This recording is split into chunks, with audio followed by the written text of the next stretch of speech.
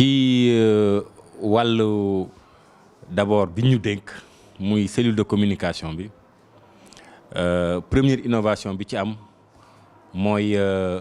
dañ ko yaatal pour boole suñuy doole ndax bëri na loo xamante ni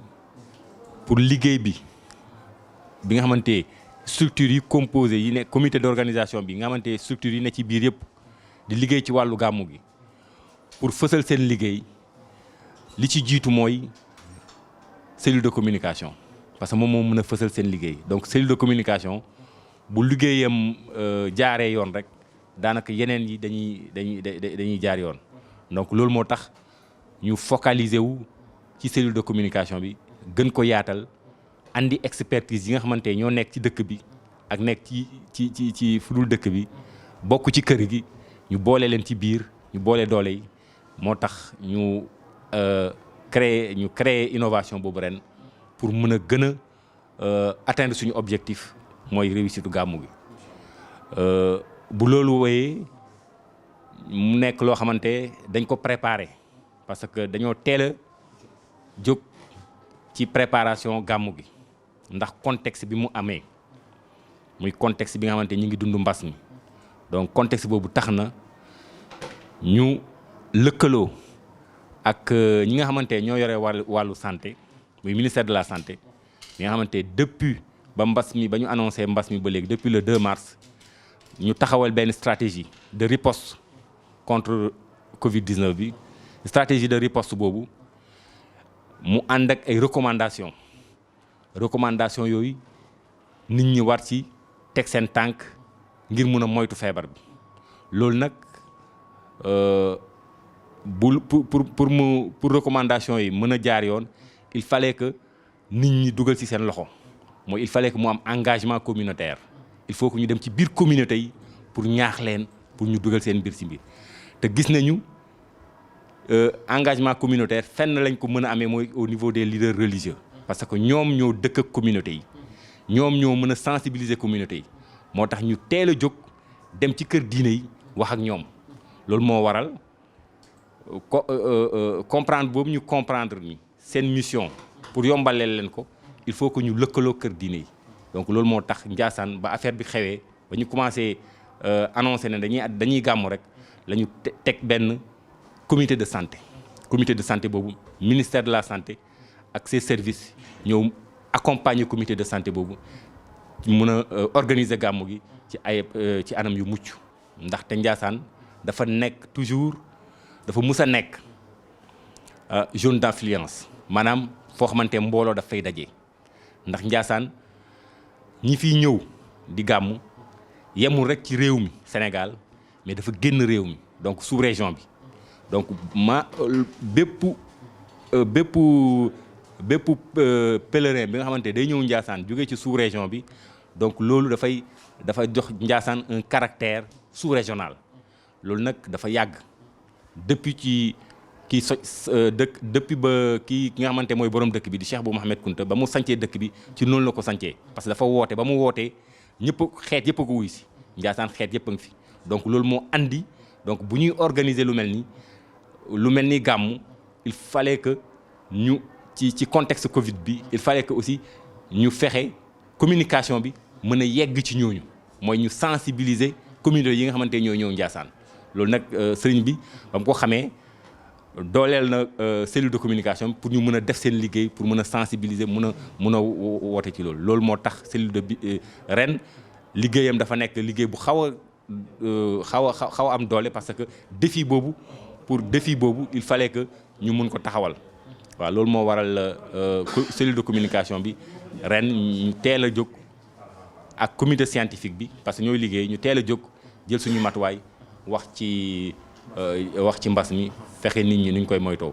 waaw mën ñu wax gàmmu wax ñu social mën ñu wax santé. waaw loolu boo ñuy jaaree ci volet bële ci volet santé bi. nga ñëwoon ñu rek tuuti ci volet yi nga xam mooy social. waaw parce que tam dina xaw a doy waa tuuti. lekk beeg naan beeg yooyu noonu. ak budget gàmmu bi. nekk na macha allah. volet day xam jàpp nañ ci tam te luñ ci mën a wax. waaw loolu dëgg la gàmmu dafa bëri ay volets yu ko séq boo jëlee volet social am na volet économique am na volet sécurité environnement yooyu yëpp noonu mais lu ci nekk ci wàllu organisation dafa am coût donc organisation boo jël rek dafa am coût mais pour organisation boobu gën a mën a ñoŋ il faut que ñu coût yooyu ñu natt leen xam lu ci nekk fan ak fan moo ko tax a jóg c'est-à-dire ñu fixer ay objectifs loolu mooy tax ñu xam exactement lan lañ bëgg ak lan lañ bëgg def loolu mooy andi loolu mooy andi souvent nit ñi mën a organiser ci anam yu ci anam yu voilà ci anam yu mucc ay ci pour mën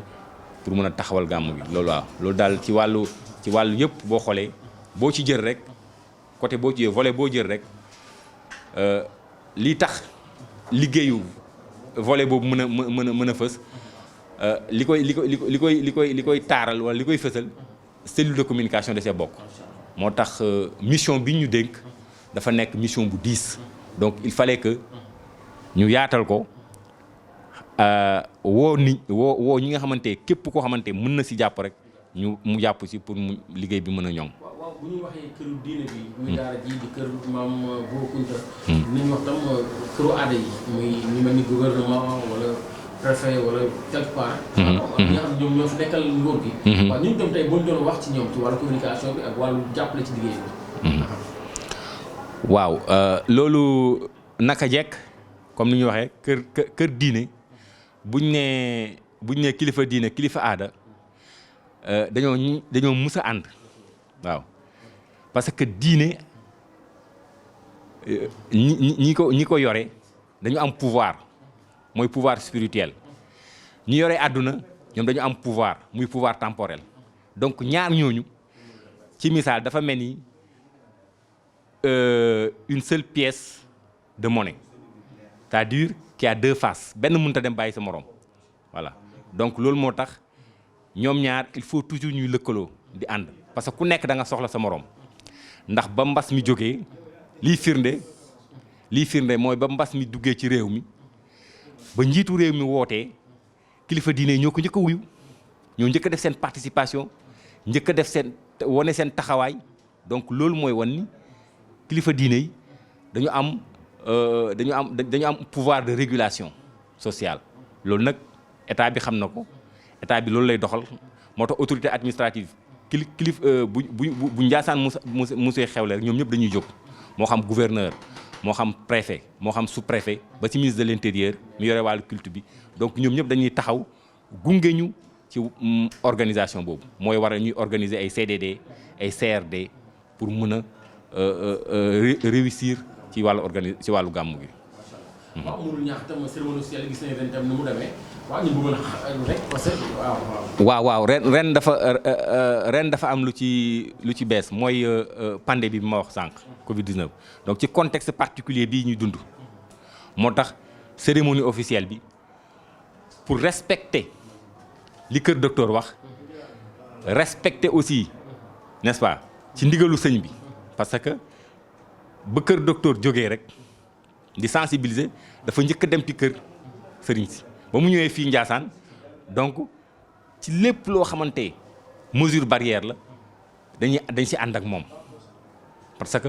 ñoom ñoo xam feebar bi donc lépp lu ñu wax rek dañ si ànd ak ñoom xam ni lii mooy suñu njëriñ donc loolu moo tax gunge bu ñuy gunge aussi gunge boobu collaboration la partenariat la parce que ñoom bu ñu waxee dañ xam exactement lan moo tax lii am donc ci cadre boobu moo tax ñoom toujours naka jekk dañuy ànd ak kër diine yi di leen di jàppale ci seen wàllu organisation donc loolu moo tax organisation bu ñuy def à chaque fois bu ñuy organiser rek muy am cérémonie officielle parce que cérémonie officielle boobu day tax diggante li ma wax sànq diggante nguur gi ak kër diine gi mu mun a am saafonte seen biir ñu xam exactement ku ci nekk lan mooy sa wareef nga mën ko taxawee loolu daal moo tax ñu organiser cérémonie officielle bi ren ci anam bii nga xamante moom ngeen gis muy dañ ko organiser de manière très restreinte mu xamante dañuy fexe ba lépp loo xamante mesure barrière la ñu mun ko respecter organiser ko fii ci kër sëriñ bi loolu moo waral ren façon organisation boobu guleet ñu koy def. waaw mën ñu wax ba bàyyi te wax ñu comité scientifique bi moo ñi nga xam ne ñooy yor wàllu enseignement. waaw te ñu def lu am solo tey ci journée tey bi. waaw ñu bëggoon xam rek tam loolu di wax waaw comité scientifique bi. comité scientifique bi effectivement comme dama la ko waxee rek ñoom ak cellule de communication bi dañuy liggéey waaw kenn mënut a dem bàyyi sa morom dañuy liggéey mais comité scientifique bi lépp li mu taxaw liggéey ko li ciy firnde mooy ñoom seen liggéey doorul ci gàmmu gi seen liggéey avant gàmmu gi la